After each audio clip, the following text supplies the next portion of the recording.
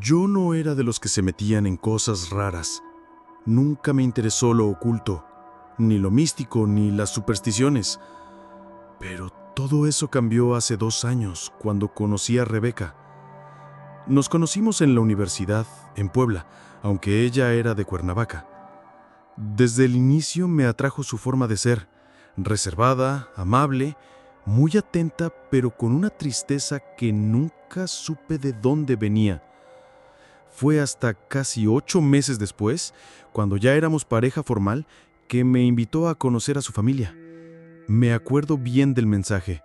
Quiero que conozcas a mis papás. Vamos este fin de semana. Yo tenía otras cosas que hacer, pero no iba a rechazar esa invitación. Era importante para ella. El camino fue tranquilo. Nos bajamos en la terminal y nos recogió su hermano. Un tipo más serio que ella, con esa sonrisa que no termina de formarse. Desde que lo saludé, algo me hizo sentir incómodo, como si no me viera a mí, como si mirara a través de mí. La casa estaba en una colonia vieja, de esas donde las calles están todas inclinadas y los árboles tapan la mitad del cielo. La vivienda, de 2 pisos, tenía un color raro, como beige con gris, y olía a humedad desde la entrada. La mamá de Rebeca nos recibió con un abrazo muy fuerte. Era amable, pero sus ojos eran extraños, como si no parpadearan. El papá no salió, dijo que estaba descansando. La primera noche todo fue normal. Cenamos, platicamos. El hermano apenas hablaba, pero se quedaba observándome mucho rato. Me desperté a eso de las 3 a.m. por un ruido, un golpeteo suave, como si algo tocara con los nudillos una pared cercana. Me asomé al pasillo y no vi nada. Pensé que tal vez era una tubería vieja. Volví a dormir. La segunda noche fue otra cosa. Después de la cena, el papá de Rebeca por fin bajó. Se veía muy mayor, muy demacrado.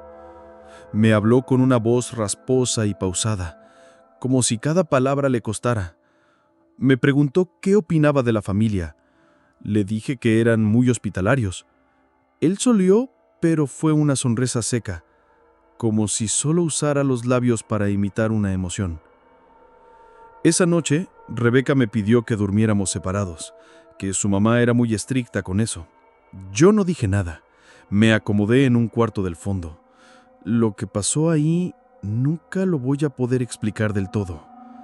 Cerca de las 2 de la mañana me despertó una luz que entraba por debajo de la puerta. Una luz naranja, temblorosa, como de velas. Me acerqué y escuché voces, pero muy bajas, en un idioma que no reconocía. El piso crujía. Caminé hacia la puerta y escuché que alguien murmuraba mi nombre. No lo gritaron, solo lo dijeron, como si lo pensaran fuerte. No me atreví a salir. Me regresé a la cama, pero me acosté con los ojos abiertos. Al día siguiente, Rebeca me despertó muy temprano. Tenía la cara pálida, los ojos hinchados. Me dijo que nos teníamos que ir, que su familia quería mostrarme algo, pero que era mejor que no lo viera. Yo no entendía nada. Le pregunté qué estaba pasando, por qué hablaban en otro idioma en la madrugada, por qué había velas encendidas. Ella se quedó en silencio. Me abrazó y me dijo, no vuelvas. Pase lo que pase, no regreses. Nunca supe qué fue lo que vi, ni qué era esa reunión nocturna. Rebeca cortó conmigo 2 semanas después. Me dijo que me quería proteger, que no podía explicar más, que había cosas que venían de antes de su nacimiento, que yo no debía estar ahí. Desde entonces, no he podido dormir bien. A veces cuando estoy solo juro que escucho ese murmullo, el mismo tono, la misma voz, y siempre repite mi nombre. No sé si fue un culto, una secta o una familia rota por el miedo. Solo sé que esa visita cambió todo para mí.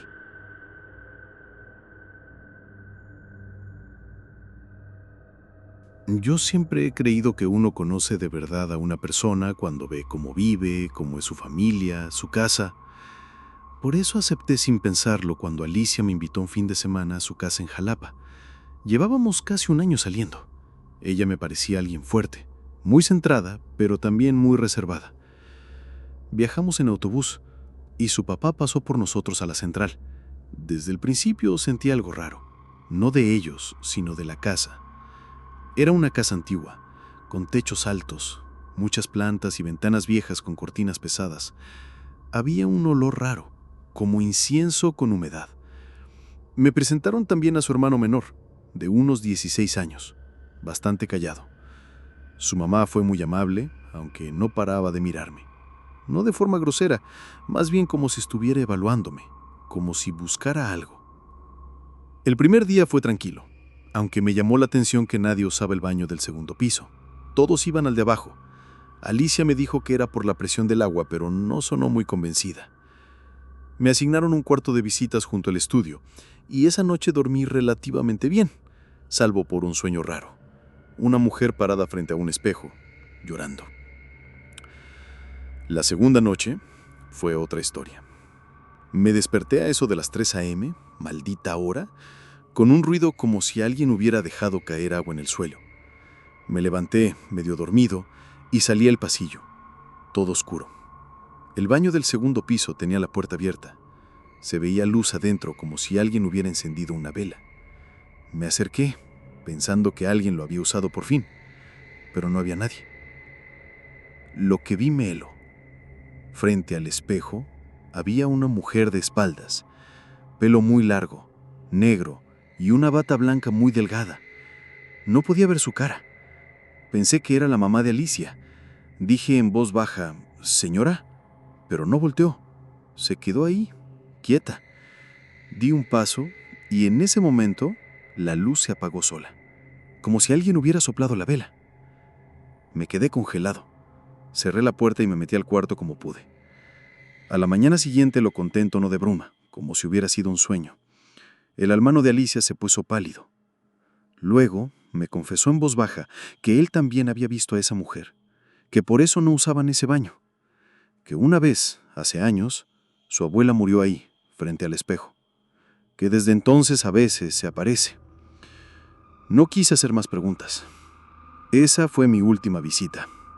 Alicia y yo seguimos un tiempo más, pero nunca volvimos a hablar de eso. A veces pienso que esa mujer no quería hacer daño, que solo se quedó ahí, tal vez esperando a alguien. Pero otras veces, cuando me levanto de madrugada y paso frente al espejo de mi cuarto, tengo que evitar mirarlo, por si acaso. Noté que era muy distinta a las demás chicas que había conocido. Atenta, dulce, pero con una especie de distancia en la mirada, como si siempre estuviera pensando en algo más, algo que no podía contar.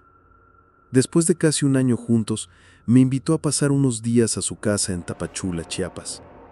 Me sorprendió porque nunca hablaba mucho de su familia.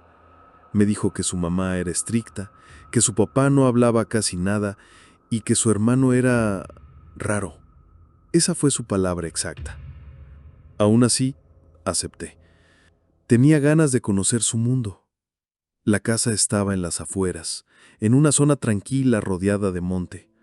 Era grande, muy vieja, con muebles de madera tallada y cortinas que apenas dejaban entrar la luz. Desde el primer momento sentí que la casa olía distinto, no a humedad ni a viejo, sino a tierra, como algo recién removido. Me recibió su mamá con una sonrisa que no le llegaba a los ojos. Su papá apenas levantó la mirada desde un sillón, y el hermano, Emiliano, un chavo como de 20 años, me dio la mano sin decir una palabra. Solo me miró, con unos ojos profundamente oscuros. Esa noche cenamos todos juntos. Se notaba que era una familia con rutinas firmes. Oraban en silencio antes de comer, sin decir ni una palabra. Solo inclinaban la cabeza y esperaban.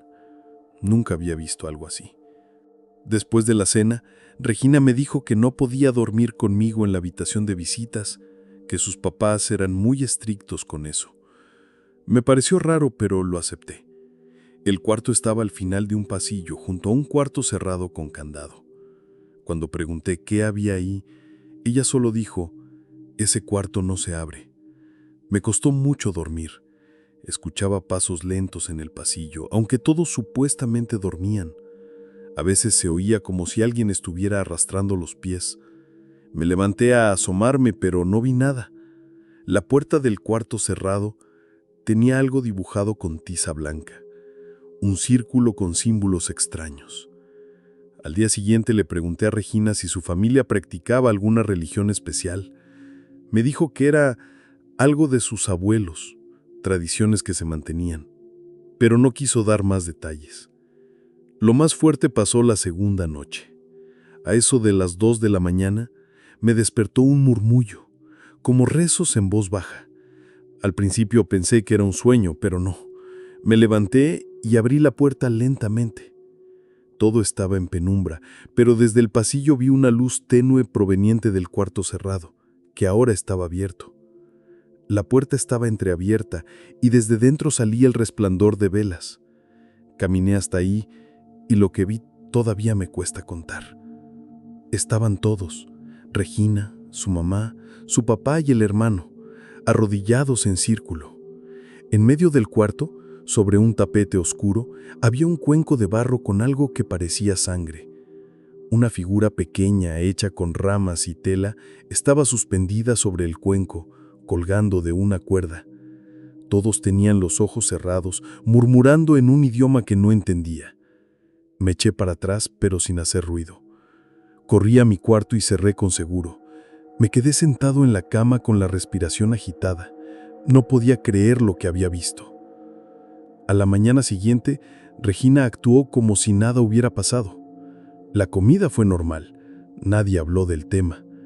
Cuando le pregunté directamente qué era ese ritual, solo me dijo que es algo para protegernos. Le pedí que me explicara. Me dijo que su familia viene de una comunidad donde antiguamente se hacían ciertos rituales para proteger a los hijos del mal, que no es brujería, que no es nada malo, pero que si alguien ajeno lo presencia sin estar preparado, puede ser peligroso. Me pidió que no dijera nada, que olvidara lo que vi. Me fui esa misma tarde. No hubo pelea, no hubo discusión, solo entendí que no podía volver. Regina y yo terminamos semanas después. Nunca volví a hablar con ella. Nunca le conté a nadie esto hasta hoy. Pero a veces, cuando estoy solo en casa, siento el olor a tierra húmeda de nuevo, como si algo de esa casa me hubiera seguido. Y cada vez que paso frente a un cuarto cerrado con llave, no puedo evitar preguntarme qué hay del otro lado.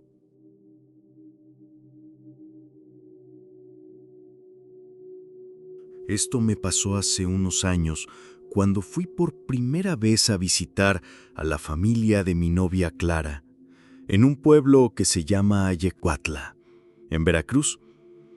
Es un lugar pequeño, con muchas casas de tejas rojas, calles empedradas y montañas alrededor. Cuando llegas, parece que el tiempo se detiene.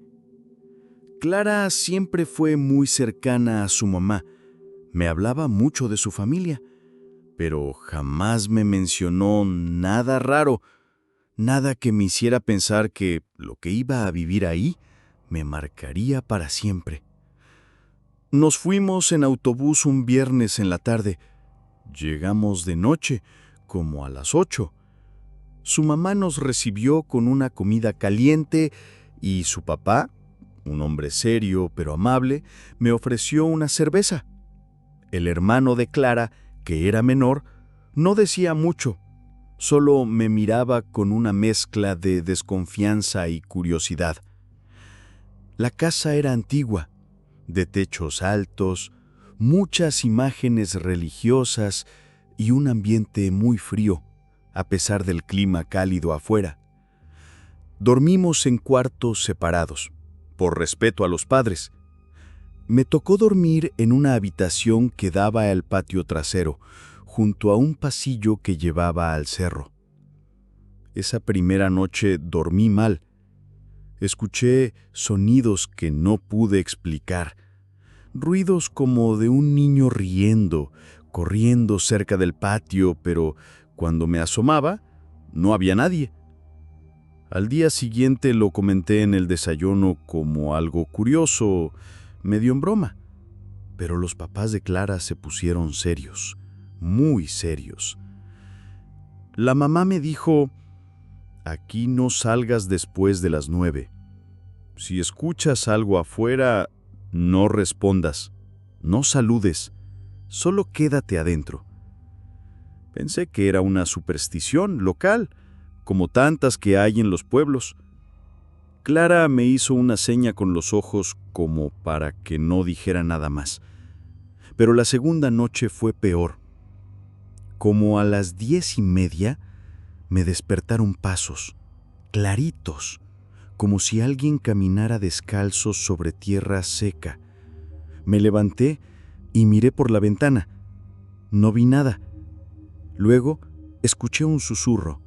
Alguien me decía por mi nombre. «Arturo». Era la voz de un niño. Pensé que era una broma, que alguien se había enterado de mi nombre y me estaban asustando. Cuando me asomé de nuevo, vi una silueta muy pequeña como la de un niño de unos 8 años, parada junto al árbol de naranja en el patio.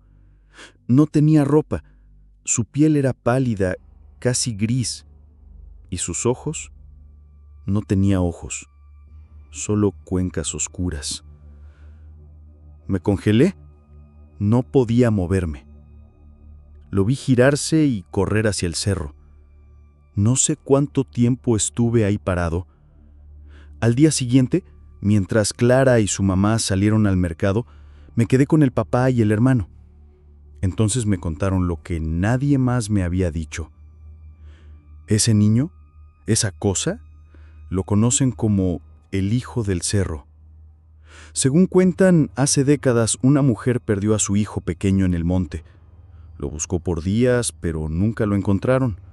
Se decía que el niño había sido tomado por algo que vive dentro del cerro. Desde entonces, cada ciertos años, ese niño aparece. Se deja ver, sobre todo por gente que no es del lugar. Gente como yo. Me dijo el papá: «Solo se muestra a los forasteros, y si te contesta cuando te llama por tu nombre, se mete contigo». Le pregunté por qué no me habían contado eso antes, y me dijo que Clara se había opuesto, que no quería espantarme, pero que ahora ya estaba marcado. Quise irme ese mismo día, pero Clara me pidió quedarnos una noche más. Aseguró que todo estaría bien, que pondrían protección, que su abuela había dejado oraciones específicas para esos casos. Esa noche dormí con una cruz de palma bajo la almohada y un vaso con sal y vinagre al lado de la puerta. Nadie me explicó por qué. No dormí, pero no volvió a aparecer. Nos fuimos al amanecer. Clara se despidió llorando. Me dijo que lamentaba todo, que nunca pensó que él se me aparecería. Solo se manifiesta a los que tienen algo roto por dentro, me dijo. Nunca volví a Yecuatla. Nunca volvimos a hablar de eso. Meses después, terminamos. Pero aún sueño con ese niño, con su voz, con su mirada vacía. Y aún me pregunto qué fue lo que vio en mí para elegirme. Nunca pensé que conocer a la familia de mi pareja me dejaría con traumas. Siempre creí que esas cosas que uno escucha en los relatos de terror, cuartos prohibidos, fotos que se mueven, cosas que no se deben tocar, eran exageraciones. Hasta que me tocó vivirlo. Esto pasó hace unos años, cuando llevaba poco más de un año saliendo con Tomás. Él era un tipo muy tranquilo, reservado, pero muy cariñoso. Nunca hablaba mucho de su familia, solo lo justo. Me decía que eran buena gente, aunque un poco anticuada. Un día me invitó a pasar un fin de semana en casa de sus padres, en un pueblo de Guanajuato llamado San Felipe. Acepté porque ya era momento de conocerlos, y me pareció que sería un buen viaje. La casa estaba en la parte más alta del pueblo, un lugar frío y silencioso. Era una construcción grande, antigua, con ventanales altos y muchas puertas que se mantenían cerradas. Me recibió su mamá, una mujer muy amable, aunque con una sonrisa que parecía pegada, como si le costara trabajo mantenerla. Su papá era más bien seco, pero cordial. Vivían ahí con la hermana menor de Tomás, un adolescente que apenas me dirigió la palabra. La casa me pareció hermosa, pero muy sombría. Había algo en el aire, una densidad difícil de describir. Me asignaron una habitación al final del pasillo del segundo piso. Era cálida, decorada de forma muy tradicional. Justo al lado, había una puerta cerrada con un cartelito de madera: "No entrar". Tomás me dijo sin darle importancia que era un cuarto que su familia no usaba desde hacía muchos años, que ahí había estado la habitación de su tía, pero que desde su muerte lo dejaron cerrado. La primera noche fue extraña. Me despertó un sonido metálico, como si arrastraran algo pesado por el piso. Al principio pensé que era una ventana mal cerrada o algún mueble que se movía por el viento, pero cuando me levanté y me acerqué al pasillo, el ruido venía justo del cuarto con el cartel de "No entrar". El pomo temblaba, como si alguien tratara de abrir desde dentro. Me regresé a la cama con el corazón acelerado. A la mañana siguiente no dije nada. Sentí que era mejor no parecer paranoica. Pero la segunda noche fue peor. Cenamos todos juntos. Tomás se veía nervioso. Me dijo que su hermana a veces tenía crisis y que no me espantara si escuchaba que gritaba por la noche, que era una condición que arrastraban desde que eran niños.